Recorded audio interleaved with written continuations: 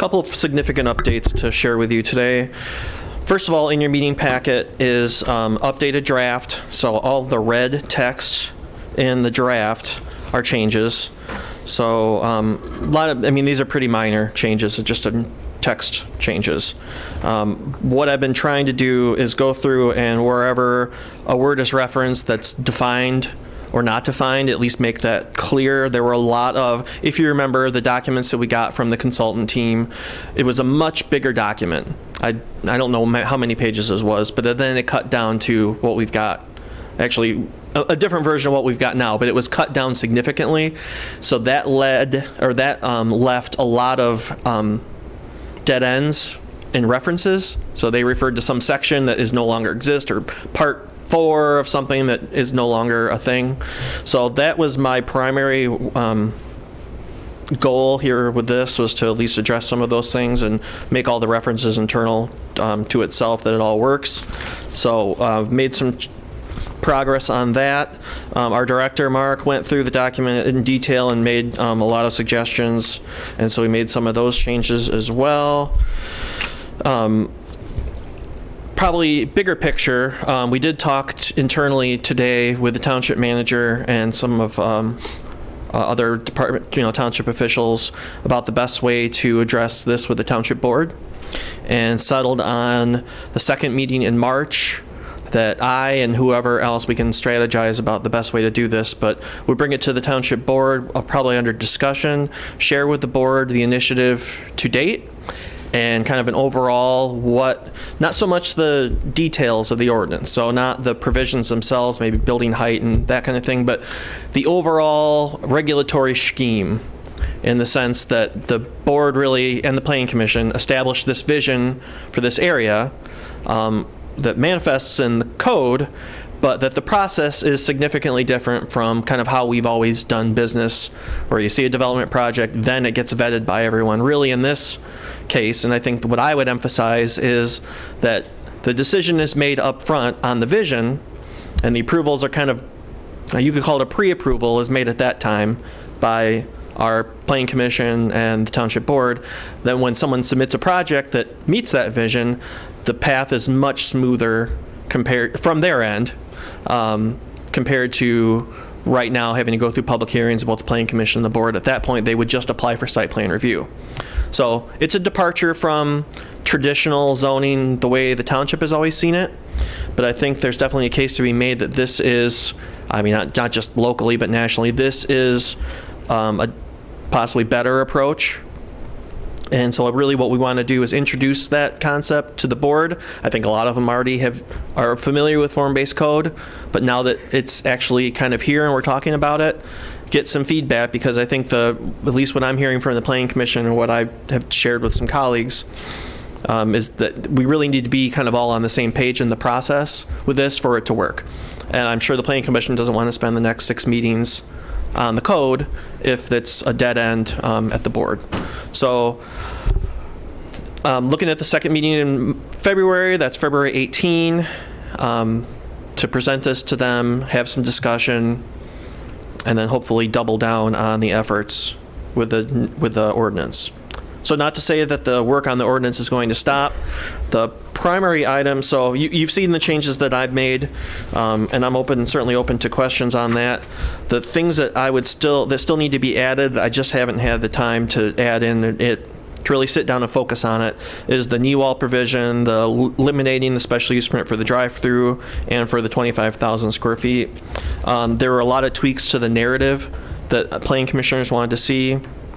And then the applicability table is not in here. It was in the old draft from the consultant, but I need to basically redo it. Once the board has provided some feedback on the process and kind of the regulatory scheme for this, I think then we'll work with communications on creating some diagrams, because that's, to me, the best part of some of this form-based code, is having some diagrams that really illustrate what the regulations are. Make it easier to read and everybody knows what the ordinance is actually saying. In the original draft from the consultants, there were a lot of diagrams. Not all of those transferred through what I got from them, or that are in a format that I can use. So that's my brief update. Open to questions or comments from the Planning Commission. Does anyone have any questions or comments for Peter?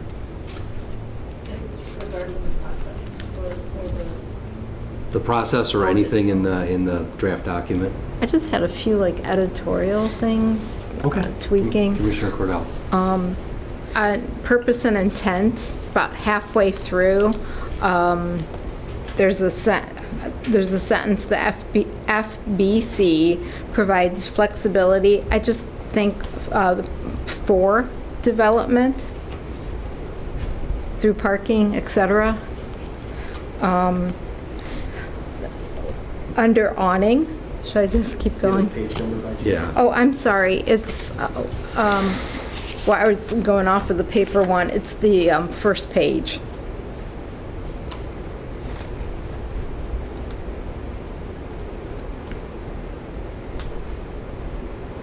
I see. There are a couple of purpose and intent sections. Yeah, it's 86-446. Right. Okay. And then the Planning Commission had shared at a work session some better words to use. So I have the list of words, and I got to fit them in here somewhere. But there was some comments about making this just more dynamic. So I can do that for a future draft.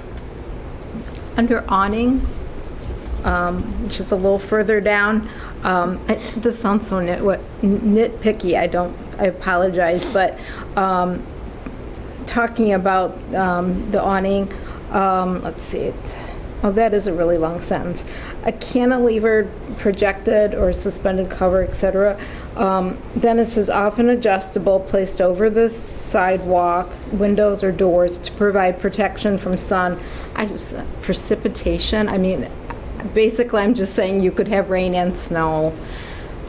And again, it sounds so nitpicky, I apologize, but. Okay. No, that's good. That's okay. That's good.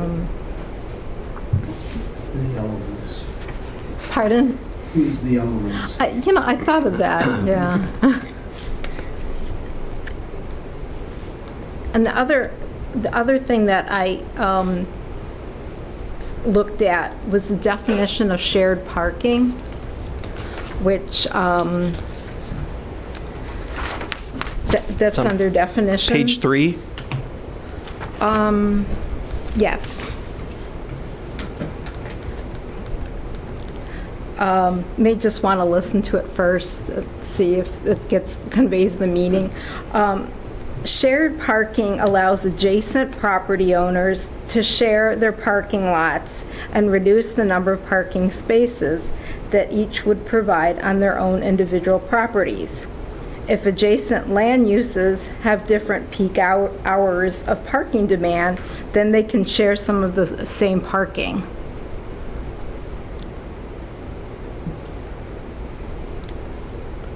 Was that a proposed definition for this? Sure. Or in addition to it? Okay. Sure.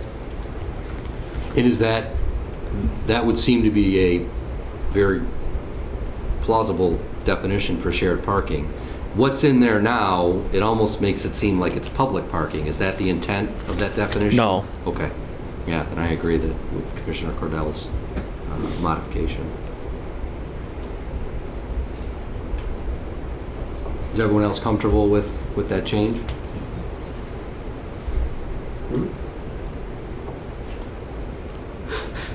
You have other? You can keep going. No, that's it for now. Thank Okay. you. Anyone else? Commissioner McConnell. I had sent staff some minor typographical things that caught my eye, similar to what Commissioner Cordell was pointing out. The one thing that is a little bit more substantive that might be worth focusing on a little bit is towards the end of the document, there's a reference to scooter parking. And prior to that, most of the discussion is about non-motorized, specifically about bicycles. We're learning kind of in rapid pace at Michigan State how many different forms of what are now getting called micromobility are sort of entering the realm. And it's really hard to get a hold of in a document like this. But non-motorized, when you have electric scooters and electric bikes,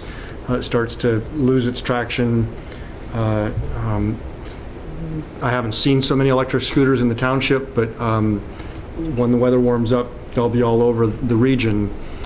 So it's more just a heads up that we need to be thinking about those different modes as we move forward, and making sure that you accommodate them in the direction that's being given to development plans.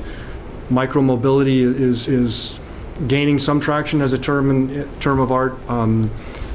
So far, there's a very small number of people who are comfortable with it, so it's just more something to put in the hopper and think about more. Thank you. Do you think what we have in there is sufficient to cover scooters and bikes and everything else? Probably not. There's several instances that mention, for instance, bike parking, and that's very important. When people ride scooters on the MSU campus, Michigan State has contracted with one provider, and one of the stipulations of that contract is that they be parked in marked areas. And they have the ability to disincentivize parking outside of those areas, like in front of a bus stop or places where the visually impaired are tripping over them, or they block other means of access. So we're probably a ways away from those issues here in the township, but it's worth thinking about. Okay, thanks. So if I may, so the thought would be that on a development site that there should be a planned space for places, the micro mobility, so it's whether it's scooters or whatever those end up being. Okay. Commissioner Cordell. Just experiencing all these different things. It's like scooters, they are in the street.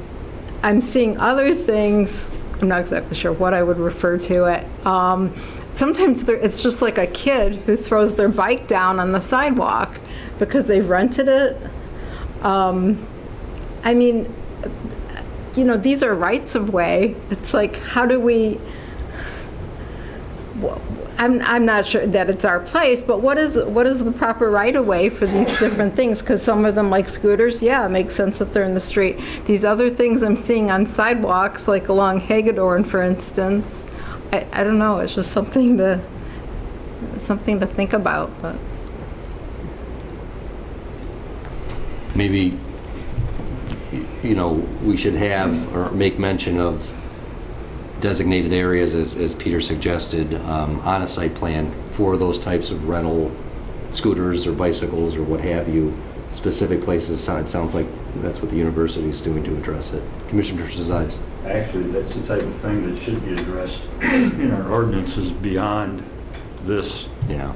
Because it's something that could happen anywhere, not just in a planned development such as these. So Yeah, that's it's a good something the township should probably be looking at to deal with throughout.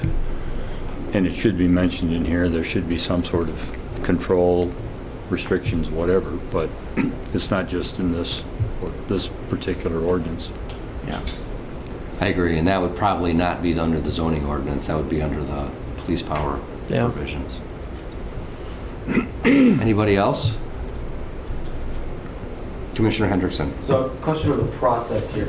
Is our intent then to more or less put a pin in our updates to the form-based code until we have a chance, you have a chance to speak to the township board and get their feedback? Not necessarily. I do think adding this stuff, the knee wall, the SUP, the things changes to the narrative, adding the applicability table are all changes that we can make. I mean, I want to make them now. So, yeah, waiting a couple weeks after the board has heard that, so it's just coming up in February. But we might not have it on the agenda again until after that, unless if that makes sense to the group. But I'm open. Does that make sense to everyone? Okay, yeah, I agree.